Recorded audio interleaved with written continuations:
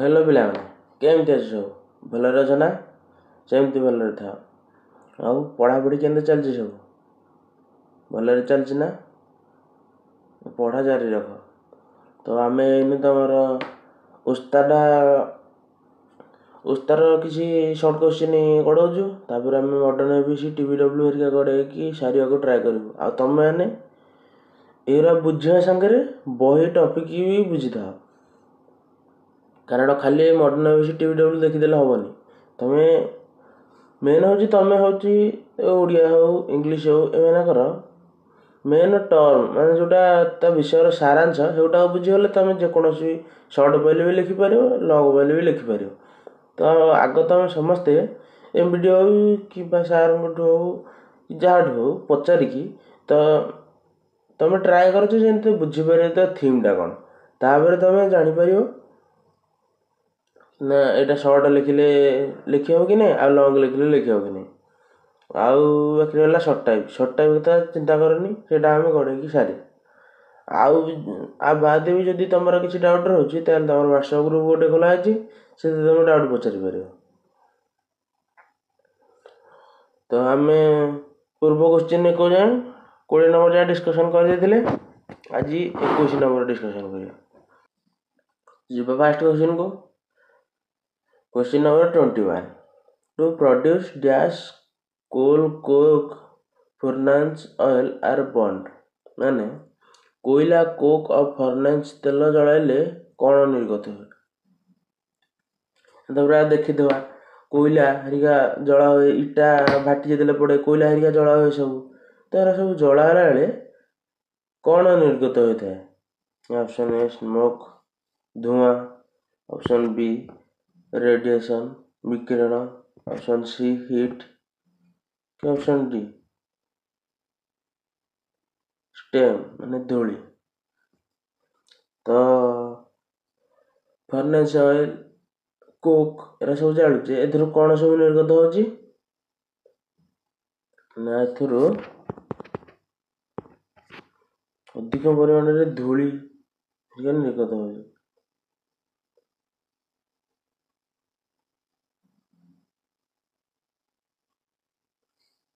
ତ ଯିବା next କ୍ୱେଶ୍ଚିନ୍କୁ। Question number 22. Apart from smoke, gas is produced during burning in industries.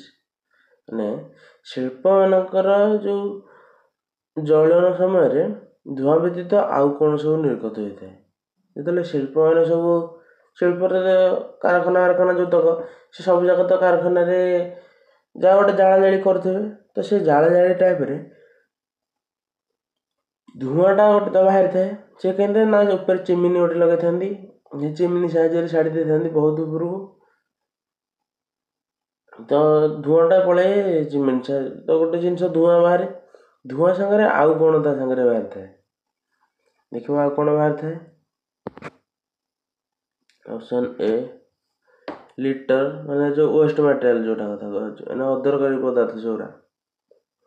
ଆଉ option B heat ତାପ, option C radiation ବିକିରଣ, option D pollution ପ୍ରଦୂଷଣ।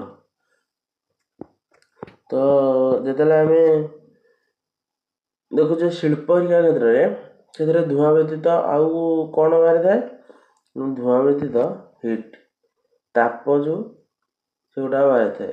ଯେମିତି ହେଲେ ତ ସେ ନିଆଁ ଜାଳିବେ। ଗୋଟେ କୋଠରୀ କଲା ଭଳିଆ ମାନେ ଗୋଟେ ଏରିଆ ଏମିତି ହେଇଥିବ, କାରଖାନାଟା ଆଗ ସେ ବାହାରେ ଆଣିକି ବସେଇବେ କି? ଗୋଟେ ଘର ଭିତରେ ଘର ଭଳିଆ ହେଇଥିବ, ତା ଭିତରେ ସେଥିରୁ ଧୂଆଁଟା ବାହାରିକି ପଳାଏ ସିନା, ତାର ଯେଉଁ ତାପଟା। ତ ସେ କହିଛି ସ୍ମୋକ୍ ସାଙ୍ଗରେ ଆଉ କ'ଣ ବାହାରିଛି ନା ତାପ ବାହାରିଛି। ତ ଯିବା next କ୍ୱେଶ୍ଚିନ୍କୁ। Question number 23. Industrial smoke pollutes the atmosphere by dash with heat. ମାନେ ଶିଳ୍ପ ଧୂଆଁ କ'ଣ କରିକି ଯେଉଁ ମିଶେ ତ ପରିବେଶ ଦୂଷିତ ହୋଇଯାଇଥାଏ। ଯେଉଁ ଶିଳ୍ପରୁ ଧୂଆଁ ହେରିକା ବାହାରୁଛି ସେ କ'ଣ ହୋଇଥାଏ ଯେ ପରିବେଶଟା ଦୂଷିତ ହୋଇଯାଇଥାଏ? तो कौन? ऑप्शन ए टॉक्सिकेटिंग विषाक्त करिकी कि ऑप्शन बी कंटेनिंग धारण करिकी कि ऑप्शन सी मिंगलिंग माने जो मिक्सिंग जोटा मिसी जाटा कि ऑप्शन डी अपियरिंग कि जो प्रकट है कि तो जो इंडस्ट्रियल स्मोक शिल्पर धुआं कौन है कि आम परिवेश को दूषित कर? ऑप्शन सी मिंगलिंग ना मिसी जाएगी शिल्प द्वारा कौन है कि ना आम वायुमंडल मिसी जाती आम वायुमंडल को दूषित करती से पचार शिल्प द्वारा कौन करके आम परिवेश को प्रदूषित करती शिल्प द्वारा वायुमंडल मिसी जाती और आम वायुमंडल को प्रदूषित करती। तो जी नेक्स्ट क्वेश्चन को क्वेश्चन नंबर 24 ड्यू टू माने आ मीनिंग होची बिकॉज ऑफ तो ड्यू टू हाई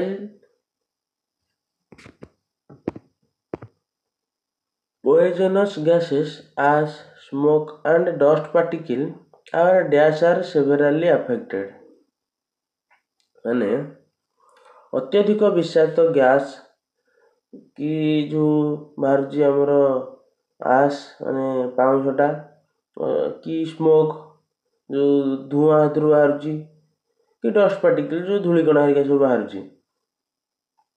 तो से आम शरीर को पार्टा अफेक्टेड होने प्रभावित हो गुरुतर भाव तो यही सब कारण लगे कौ थर हो ना आग देखा आम यतक पार्टिकल क्या साहाଯ୍य देकी आम भीतर को आसीपर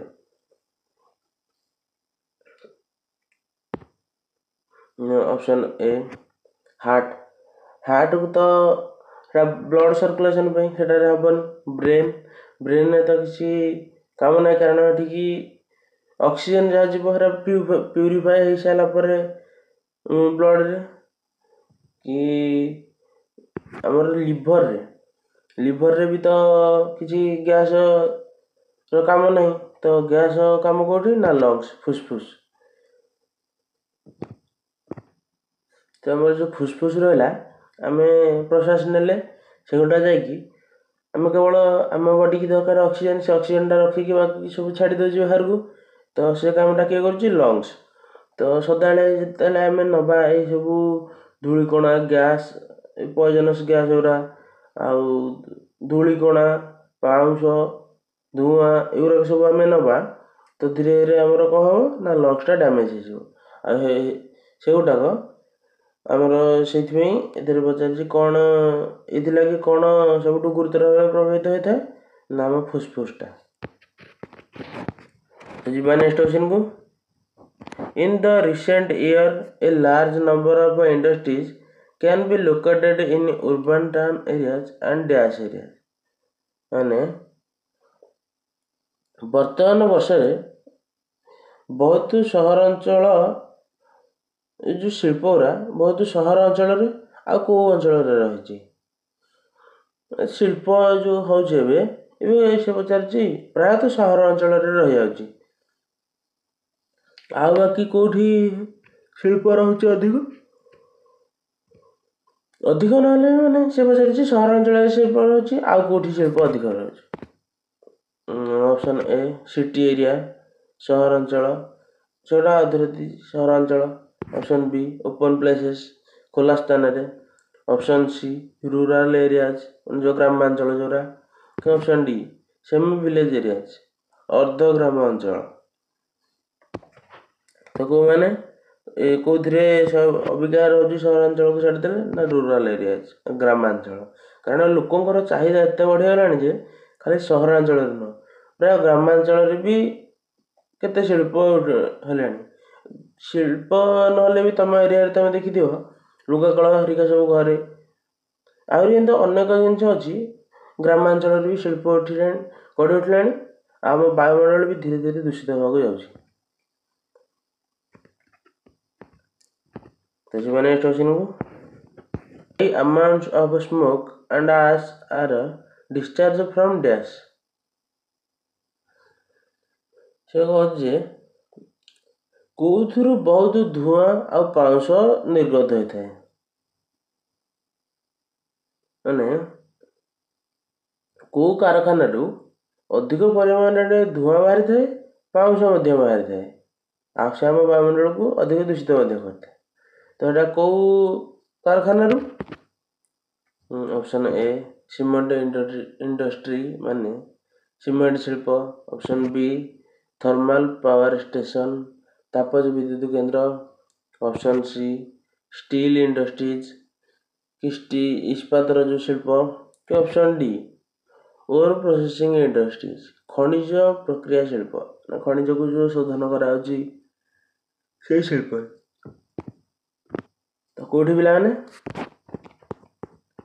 ନା ଅପସନ୍ ବି ଥର୍ମାଲ ପାୱାର ଷ୍ଟେସନରେ, ତାପଜ ବିଦ୍ୟୁତ କେନ୍ଦ୍ରରେ ଅଧିକ ଧୂଆଁ ବାହାରିଥାଏ ଆଉ ପାଉଁଶ ମଧ୍ୟ ବାହାରିଥାଏ। କାରଣ ତାପଜ ବିଦ୍ୟୁତ କେନ୍ଦ୍ରରେ କ'ଣ ହୁଏ କହିଲ, ଗୋଟେ ବଡ଼ ପାତ୍ରରେ ପାଣି ନିଆଯାଏ, ତଳେ କୋଇଲାରେ ଗରମ କରାହୁଏ।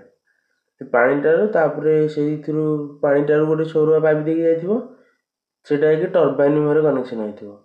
ତ ସେ ଯେଉଁ ଟର୍ବାଇନ୍ ଘୁରିବା ଫଳରେ ଆମର ବାହାରୁଛି ଏ ବିଦ୍ୟୁତ ବାହାରୁଛି। ତ ସେଇଟାକୁ ତତଲା କରିକି ସେଥିରୁ ଧର ତତା ହେଲା ପାଣି, ତତା ହେଇକି ଏଥିରୁ ବିଦ୍ୟୁତ ବାହାର କରାଗଲେ ତାର ତାପଜ ବିଦ୍ୟୁତ କେନ୍ଦ୍ର। କିନ୍ତୁ ତା ଫଳରେ କ'ଣ ହେଉଛି, ଆମେ ଯେଉଁ କୋଇଲାଟା ଜାଣୁଛେ ସେଥିରେ ଅଧିକ ଧୂଆଁ ହେଉଛି ଏବଂ ଜଳି ସାରିବା ପରେ ସେଥିରୁ ଅଧିକ ପାଉଁଶ ବାହାରୁଛି। ତ ସବୁଠାରୁ ଅଧିକ ଧୂଆଁ ଆଉ ପାଉଁଶ କେଉଁଥିରୁ ବାହାରୁଛି ନା ଥର୍ମାଲ ପାୱାର ଷ୍ଟେସନ ତାପଜ ବିଦ୍ୟୁତ କେନ୍ଦ୍ରରୁ ବାହାରୁଛି। ଯିବା next କ୍ୱେଶ୍ଚିନକୁ। Apart from thermal power stations, cement industries and ore processing plants, gas industries also cause air pollution significantly. ମାନେ ତାପଜ ବିଦ୍ୟୁତ କେନ୍ଦ୍ର, ସିମେଣ୍ଟ ଶିଳ୍ପ ଓ ଖଣିଜ ପ୍ରକ୍ରିୟା କାରଖାନା ବ୍ୟତୀତ କେଉଁ ଶିଳ୍ପ ମଧ୍ୟ ବାୟୁ ପ୍ରଦୂଷଣକୁ ସୃଷ୍ଟି କରନ୍ତି? ତ ଏଇତକୁ ଛାଡ଼ିଦେଲେ ଆ ଭିତରେ ଆଉ କେଉଁ ଶିଳ୍ପ ଅଛି ଯେଉଁଟା ଆମ ବାୟୁ ପ୍ରଦୂଷଣ ମଧ୍ୟ କରୁଥାଏ? ତ କେଉଁଟା? ଅପସନ୍ ଏ ଆଇରନ୍ ଲୁହା ଶିଳ୍ପ। ଅପସନ୍ ବି ଟେକ୍ସଟାଇଲ୍ ବସ୍ତ୍ର ଶିଳ୍ପ। ଅପସନ୍ ସି ଆଲୁମିନିୟମ ଶିଳ୍ପ। ଅପସନ୍ ଡି ଷ୍ଟିଲ୍ ଇସ୍ପାତ ଶିଳ୍ପ। ତ ସିଏ ତ ପ୍ରଥମେ ଆଗ କହିଦେଲା କିଛିଟା ଶିଳ୍ପ, ତାପଜ ବିଦ୍ୟୁତ କେନ୍ଦ୍ର, ସିମେଣ୍ଟ ଶିଳ୍ପ, ଖଣିଜ ଶୋଧନ ପ୍ରକ୍ରିୟା। ଏ କାରଖାନା ତ ବାୟୁମଣ୍ଡଳକୁ ଦୂଷିତ କରନ୍ତି। ତା ବାଦ ଯେଉଁ ଚାରିଟା ଅପସନ୍ ଭିତରେ ଆଉ କେଉଁଟା ଆମ ବାୟୁମଣ୍ଡଳକୁ ଦୂଷିତ କରିଥାଏ? କେଉଁଟା? ଅପସନ୍ ଡି ଷ୍ଟିଲ୍ ଇସ୍ପାତ ଶିଳ୍ପଟା ମଧ୍ୟ ଆମ ବାୟୁମଣ୍ଡଳକୁ ଦୂଷିତ କରିଥାଏ। ଯିବା ନେକ୍ସଟ କ୍ୱେଶ୍ଚିନକୁ। Question number 28. Industries like cement, ore processing and steel throw out smoke into the atmosphere and gas. ମାନେ ସିମେଣ୍ଟ, ଖଣିଜ ପ୍ରକ୍ରିୟା ଓ ଇସ୍ପାତ ଶିଳ୍ପ ମାନଙ୍କରେ ବାତାବରଣକୁ ଧୂଆଁ ଓ ଗ୍ୟାସ୍ ମିଶାନ୍ତି। ଏଇ ଯେଉଁ ଶିଳ୍ପଗୁଡ଼ା ରହିଲା, ସିମେଣ୍ଟ ଶିଳ୍ପ, ଖଣିଜ ପ୍ରକ୍ରିୟା ବା ଖଣିଜ ଶୋଧନ ଶିଳ୍ପ, ଇସ୍ପାତ ଶିଳ୍ପ, ଏମାନେ ଆମ ବାୟୁମଣ୍ଡଳକୁ ଧୂଆଁ ସାଙ୍ଗରେ ଆଉ କ'ଣ ମିଶାଇଥାନ୍ତି?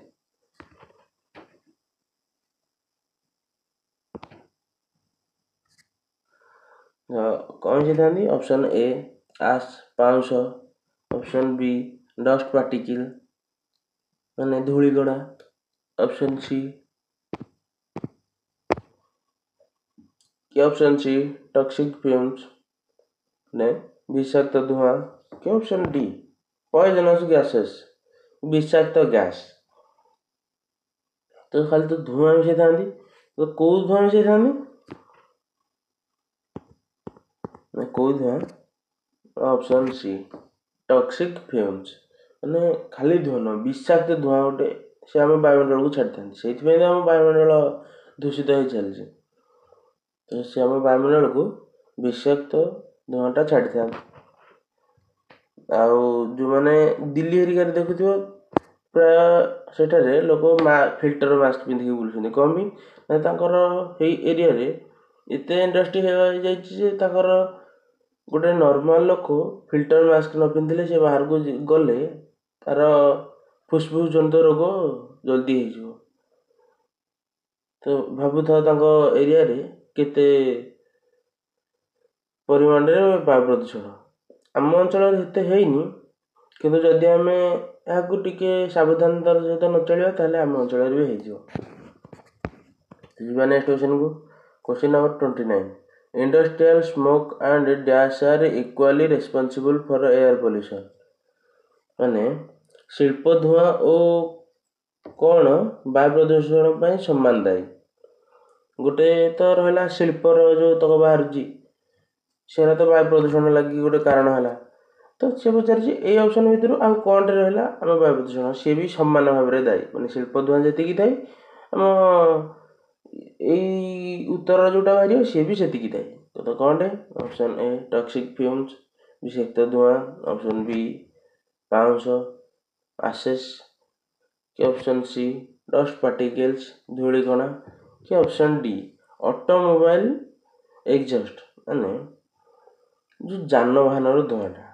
ତ ଗୋଟେ ତ ରହିଲା ଶିଳ୍ପର ଧୂଆଁଟା, ତ ତା ସାଙ୍ଗରେ ଆଉ କେଉଁଟା ସମାନ ଭାବରେ ଦାୟୀ ସେ ପଚାରିଛି। ତ କେଉଁଟା? ନା ଅପସନ୍ ଉତ୍ତର ହେବ ଅପସନ୍ ଡି ଅଟୋମୋବାଇଲ୍ ଏକ୍ସଜଷ୍ଟ, ମାନେ ଯେଉଁ ଯାନବାହନର ଧୂଆଁଟା। ତ ଦେଖିଲେ ବାୟୁମଣ୍ଡଳକୁ ଶିଳ୍ପରୁ ଧୂଆଁଟା ଯାଉଛି, ସେ ଚିମିନି ସାହାଯ୍ୟରେ ଟିକେ ଉପରକୁ ପଳାଉଛି। ଯାହାହେଲେ ବି ସେଇଟା ବାୟୁମଣ୍ଡଳ ଆମର ଦୂଷିତ ହେଉଛି, କିନ୍ତୁ ସେ ଡାଇରେକ୍ଟ ଉପରକୁ ପଳାଉଛି। କିନ୍ତୁ ଯେଉଁ ଯାନବାହନରୁ ଧୂଆଁଟା ବାହାରୁଛି, ଅବିକା ତ ଆମେ କହିପାରିବା ନାହିଁ ତାଙ୍କର ଗାଡ଼ି ନାହିଁ, ଯାହାକୁ ଦେଖିବ ବି ତାଙ୍କ ଘରେ ଯୋଡ଼େ ବାଇକ୍, ଗୋଟେ କାର୍, କିଛି ନହେଲେ ବି ଗୋଟେ ବାଇକ୍ ନିହାତି ଥିବ। ଗୋଟେ ଯୋଡ଼େ ଯଦି ସେ ତାଙ୍କ ଘରେ 2-3 ବାଇକ୍, ତାହେଲେ ସେ 2-3 ବାଇକ୍, 3ଟା ବାଇକ୍, 4ଟା ବାଇକ୍, 5ଟା ବାଇକ୍, ଚାହିଦା ଅନୁସାରେ ସବୁ। ଅବିକା ଆମ ଚାହିଦା ବଢ଼ି ଚାଲିଛି, ଗାଡ଼ି, ଫୋନ୍ ଏଗୁଡ଼ାକ ଉପରେ ଆମ ଚାହିଦା ସବୁ ଲୋକଙ୍କର ପ୍ରାୟ। ଯାହାକୁ ଦେଖିବ ଅବିକା ପ୍ରାୟ ଲୋକ ଆଇଫୋନ୍ ଧରିକି ବୁଲୁଥିବେ, ଗାଡ଼ି ବୁଲେଟ୍ ଧରିକି ବୁଲୁଥିବେ। ତ ସେଗୁଡ଼ାକରୁ ତେଲ ଅଧିକ ପଡ଼ୁଛି, ଧୂଆଁ ବି ଅଧିକ ବାହାରୁଛି। ତ ସେ ଡାଇରେକ୍ଟ ଆମ ଏଇ ମାନେ ଆମେ ଯେଉଁ ଜାଗାରେ ବସବାସ କରୁଛେ, ସେ ଚିମିନି କଳକାରଖାନା ଚିମିନି ସାହାଯ୍ୟରେ ଉପରକୁ ପଡ଼ିଲା, ଇଏ କିନ୍ତୁ ଡାଇରେକ୍ଟ ଆମ ଏରିଆ ଭିତରେ ରହିଲା। ତ ସେଗୁଡ଼ାକ ବି ଆମ ବାୟୁମଣ୍ଡଳକୁ ପ୍ରଭାବିତ କରୁଛି, କାରଣ ଏଥିରୁ ବି ପେଟ୍ରୋଲ ହେରିକା ପଡ଼ୁଛି, ଧୂଆଁ ବାହାରୁଛି, ସେଇଟାକୁ ଆମେ ନେଉଛେ। ତ ସେଇଟା ମଧ୍ୟ ସମାନ ଭାବରେ ଦାୟୀ। ଯିବା ନେକ୍ସଟ କ୍ୱେଶ୍ଚନକୁ। Question number 30.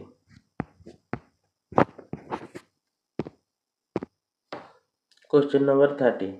Automobiles release about 1500 tons of pollutant into the atmosphere every day in dash. ମାନେ ଯେଉଁ ଯାନବାହନର ଧୂଆଁ ଗୁଡ଼ିକ, ତ ସେଇଟା ପ୍ରାୟ 1500 ଟନର ଧୂଆଁ କେଉଁ ଅଞ୍ଚଳ କେଉଁଠୁ ବାହାରିଥାଏ ସେ ପଚାରିଛି। 1500 ଟନର ଧୂଆଁ ମାନେ ସବୁଦିନ ବାହାରିଥାଏ 1500 ଟନ୍। 1500 ଟନ୍ ମାନେ ଆଜି 1500 ଟନ୍, କାଲି 1500, ମେଜର କରାଯାଏ ଏତିକି ଟନ୍ ପ୍ରାୟ ସବୁଦିନ ବାହାରେ। ତ କେଉଁଠି ବାହାରୁଛି ପ୍ରାୟ 1500 ଟନ୍ ଏଭ୍ରିଡେ? ଅପସନ୍ ଏ ମୁମ୍ବାଇରେ, ଅପସନ୍ ବି ଦିଲ୍ଲୀରେ, କି ଅପସନ୍ ସି ଗ୍ରେଟର କୋଲକାତା, କି ଯେଉଁ ବଡ଼ କୋଲକାତା, କି ଅପସନ୍ ଡି ଚେନ୍ନାଇରେ। ତ ସବୁଠୁ ଅଧିକ ଟନ୍ ମାନେ 1500 ଟନ୍ ସବୁଦିନ ବାହାରୁଛି କେଉଁଠୁ? ନା ଗ୍ରେଟର କୋଲକାତାରୁ ସବୁଦିନ କେବଳ ଯେଉଁ ଯାନବାହନରୁ ବାହାରୁଛି 1500 ଟନ୍ ଧୂଆଁ। ଭାବୁଥା ଏଠି ଦିନକୁ କେତେ ଗାଡ଼ି ଯିବା ଆସିବା ହେଉଛି, 1500 ଟନ୍ର ଧୂଆଁ ସବୁଦିନ ବାହାରୁଛି। କେତେ ବାୟୁମଣ୍ଡଳ ତାଙ୍କର ଦୂଷିତ ହୋଇକି ଅଛି। ଯିବା next କ୍ୱେଶ୍ଚନକୁ। Question number 31. A person in Kolkata is compelled to smoke 2 packets of cigarettes a day in terms of inhaling gas from the air. ମାନେ କୋଲକାତାର ଏକ ବ୍ୟକ୍ତି ବାୟୁରୁ କେଉଁ ଶ୍ୱାସ ନେବାର ଅର୍ଥ 2 ପ୍ୟାକେଟ୍ ସିଗାରେଟ୍ ଟାଣିବା ସାଙ୍ଗରେ ସମାନ। ତ କୋଲକାତାର ଗୋଟେ ଲୋକଟେ ବାୟୁରୁ କେଉଁ ଗ୍ୟାସ୍ଟା ମାନେ କ'ଣଟେ ନେବାଟା ଶ୍ୱାସରେ କ'ଣଟେ ନେଲେ ସେ 2 ପ୍ୟାକେଟ୍ ସିଗାରେଟ୍ ଟାଣିବା ସାଙ୍ଗରେ ସମାନ। କ'ଣଟେ? ଅପସନ୍ ଏ ସ୍ମୋକ୍ ଧୂଆଁ, ଅପସନ୍ ବି ପଏଜନସ୍ ଗ୍ୟାସେସ୍ ବିଷାକ୍ତ gas, option C dust particle ଧୂଳିକଣା, ଅପସନ୍ ଡି କାର୍ବନ। ତ ସେ କ'ଣଟେ ନେଲେ 2 ପ୍ୟାକେଟ୍ ସିଗାରେଟ୍ ଟାଣିବା ସାଙ୍ଗରେ ସମାନ ହେବ? ନା ସେ ଅପସନ୍ ବି ପଏଜନସ୍ ଗ୍ୟାସେସ୍ ବିଷାକ୍ତ ଗ୍ୟାସ୍ ସେ ତ 1500 ଟନ୍ ବେଳ ଗାଡ଼ି ମଟରରୁ ବାହାରୁଛି, ତାମାନେ ଅଲଗା ଥରୁ ବି ବାହାରୁଥିବ, କୋଲକାତାରେ ଶିଳ୍ପ ହେରିକାରୁ ବାହାରୁଥିବ, ତ ସେଠି କେତେ ବାୟୁ ଦୂଷିତ ହେଇଥିବ। ତ ସେଠି ସେ ପଚାରୁଛି ବାୟୁମଣ୍ଡଳରୁ ଗୋଟେ କୋଲକାତା ଶ୍ୱାସରେ କ'ଣ ନେଲେ 2 ପ୍ୟାକେଟ୍ ସିଗାରେଟ୍ ଟାଣିବାର ବିଷୟ ସାଙ୍ଗରେ ସମାନ ହେବ? ତ ପଏଜନସ୍ ଗ୍ୟାସ୍ ସେ ଦେଲେ ଶ୍ୱାସଟା ନେବ, ତ ପୁରା ପଏଜନ ହେଇକି ଥିବ ଏଇ ଯେଉଁ ବାୟୁଟା, ସେଇଟାକୁ ଯେତେବେଳେ ନେବ ସେ ଏତିକି କ୍ଷତି କରିବ ଯେ 2 ପ୍ୟାକେଟ୍ ସିଗାରେଟ୍ ଟାଣିଲେ ଆମର ଯେତିକି କ୍ଷତି ହୁଏ ସେଇଟା ବି ସେତିକି କ୍ଷତି କରିବ।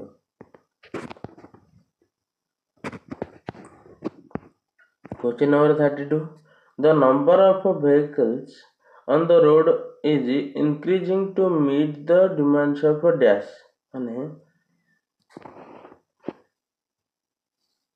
ସଡ଼କରେ ଯେଉଁ ଯାନବାହନ ସଂଖ୍ୟାର ଚାହିଦାଟା କାହାର ପୂରଣ ପାଇଁ ବଢ଼ୁଛି?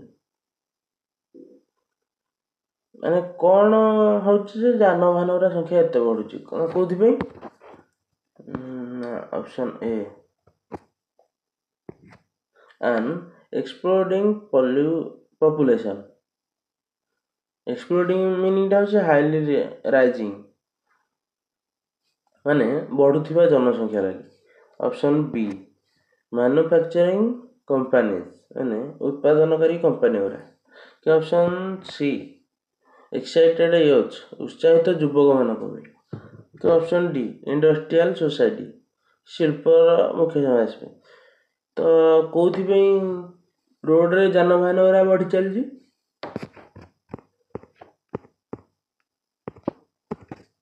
Option A an exploding population, ମାନେ ଯେଉଁ ବଢ଼ୁଥିବା ଜନସଂଖ୍ୟା ଲାଗି। ଧୀରେ ଧୀରେ ଜନସଂଖ୍ୟା ବି ବଢ଼ୁଛନ୍ତି, ଆମେ ଦେଖୁଛେ। ଜନସଂଖ୍ୟା ବଢ଼ିବା ହିସାବରେ ତାଙ୍କ ଚାହିଦା ଅନୁସାରେ ଗାଡ଼ି ବି ମଧ୍ୟ ବଢ଼ିବ। ଯାହା ବି ଆମେ ବ୍ୟବହାର କରୁଛେ ସବୁ ଜିନିଷର ଚାହିଦା ବଢ଼ିବ। ତ ଯେତିକି ଜନସଂଖ୍ୟା ବଢ଼ି ଚାଲିଛନ୍ତି ଯାନବାହନର ସଂଖ୍ୟା ମଧ୍ୟ ତା ତୁଳନାରେ ବଢ଼ି ଚାଲିଛି। ତ କାହା ଲାଗି? ଜନସଂଖ୍ୟାର ବୃଦ୍ଧି ଲାଗି ଯାନବାହନର ସଂଖ୍ୟା ବଢ଼ି ଚାଲିଛି। ଯିବା ନେକ୍ସଟ କ୍ୱେଶ୍ଚନକୁ। Question number 33. Question number 33. Dash contributes to 60% air pollution all over the world. ବିଶ୍ୱରେ ବାୟୁ ପ୍ରଦୂଷଣରେ 60% ପାଇଁ ଦାୟୀ କିଏ? ତ ଯେଉଁ ବାୟୁ ପ୍ରଦୂଷଣଟା ହେଉଛି ଆମ ବିଶ୍ୱରେ, ତ ସେଥିରୁ 60% ବାୟୁ ପ୍ରଦୂଷଣଟା ପାଇଁ ଦାୟୀ କିଏ? ଅପସନ୍ ଏ ଜିପ୍ସ, ଯେଉଁ jeep. Option B two wheeler, ଯେଉଁ ବାଇକ୍ ସ୍କୁଟି ଏଗୁଡ଼ାକ। ତ ଅପସନ୍ ସି ଲୋରି ଯାଉଛି। କି ଅପସନ୍ ଡି ଅଟୋମୋବାଇଲ୍ସ, କି ଯେଉଁ ଯାନବାହନ। ତ ତା ପାଇଁ ଦାୟୀ କିଏ? ତା ପାଇଁ ଦାୟୀ ହେଉଛି ଅପସନ୍ ଡି ଅଟୋମୋବାଇଲ୍ସ, ଯାନବାହନ। ଏଠି କ'ଣ ହେଲା, ଏଠି ଦେଇଦେଲା ପର୍ଟିକୁଲାର ଗୋଟେ ଗାଡ଼ି ନା, ଜିପ୍, ଟୁ ହ୍ୱିଲର ମାନେ ବାଇକ୍ ସ୍କୁଟି ଯେତେକ ଗଲା, ଲୋରି, ଏଟା ସବୁ ଗୋଟେ ଗାଡ଼ିର ଭେରାଇଟି ଦେଇଦେଲା, ଯାନବାହନର ଭେରାଇଟି ଦେଇଦେଲା। କିନ୍ତୁ ତା ପାଇଁ ଦାୟୀ କିଏ? ନା ଅଟୋମୋବାଇଲ୍ସ। ଏ ସମସ୍ତ ଯାନବାହନ ଦାୟୀ। ଯେତକ ଯାନବାହନ ଇଲେକ୍ଟ୍ରିକ୍ ସ୍କୁଟି ହେରିକା ନୁହଁ, ଯେତକ ଆମ ପେଟ୍ରୋଲ ହେରିକାରେ ଚାଲୁଛି, ପେଟ୍ରୋଲ ଡିଜେଲ, କୋଇଲାରେ ପୁଣି ଟ୍ରେନ୍ ଚାଲୁଥିଲା, ଏବେ ତ ପ୍ରାୟ ବନ୍ଦ ହେଇଗଲାଣି। ତ ଯେଉଁ ଯାନବାହନ ଗୁଡ଼ା ଯାଉଛି ସେଗୁଡ଼ାକ ହେଉଛି 60% ଦାୟୀ ଆମ ବାୟୁ ପ୍ରଦୂଷଣ ହେବାରେ। ଯିବା ନେକ୍ସଟ କ୍ୱେଶ୍ଚନକୁ। Question number 34. Automobiles release maximum dash into the air, ମାନେ ଯେଉଁ ଯାନବାହନ ଗୁଡ଼ା ବାୟୁମଣ୍ଡଳକୁ ସବୁଠାରୁ ଅଧିକ କ'ଣ ଛାଡ଼ୁଛନ୍ତି? ତ କ'ଣ ଛାଡ଼ୁଛନ୍ତି? ऑप्शन ए कार्बन डाइऑक्साइड, कि option B carbon, option C argon, कि ऑप्शन डी कार्बन मोनोऑक्साइड। तो ଯାନବାହନ ଗୁରା ବାୟୁମଣ୍ଡଳକୁ ସବୁଠୁ ଅଧିକ କ'ଣ ଛାଡ଼ୁଛନ୍ତି ନା option D carbon monoxide. Carbon monoxide ବାୟୁମଣ୍ଡଳକୁ ଅଟୋମୋବାଇଲ୍ସ ଗୁରା ବହୁତ ପରିମାଣରେ ଛାଡ଼ୁଛନ୍ତି। ଯିବା ନେକ୍ସଟ क्वेश्चन को। Question number 35, we may have to wear nasal filter in future if dash, माने हमको भविष्य जो नाकरे आम फिल्टर पिंधा पड़ो। तो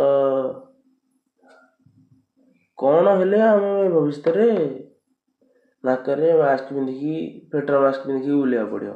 तो कौन हेले option A automobiles exhaust gases continue to rise, माने যানবাহନର ଧୂଆଁ ଯଦି ଏଇ ପରିମାଣରେ ବଢ଼ି ଚାଲିବ। कि option B vehicles increase by leaps and bounds, माने ଯାନବାହନର ସଂଖ୍ୟା ମାନେ ଧୀରେ ଧୀରେ ଧୀରେ ଧୀରେ ବହୁତ ପରିମାଣରେ ଯଦି ଏମିତି ବଢ଼ି ଚାଲିଲା। Option see this trend continues, कि ये जो अबिका जमी चलती सब कलकारखाना हरिका आगे है जितक जान एतक जमी चलती तो ये गुटाक एमती चली। कि option D populations increase rapidly, माने जनसंख्या जोरे जोरे बढ़ले। तो कौन हेले ना option see this trend continues, माने अबिका जमी चलती ये गुटाक जदि धीरे धीरे धीरे चली थाए तो आम भविष्य नाजाल फिल्टर पिंधिकी बुलिया। जमती बलद मैंने तुंटी पिंधिकी बुलूं आम भी पिंधिकी बुलिया। तो जी नेक्स्ट क्वेश्चन को। Question number 36, flowers and vegetables crops suffer bad effect from dash, माने ये जो फ्लावर रोचे हमर वेजिटेबल तो एरा सब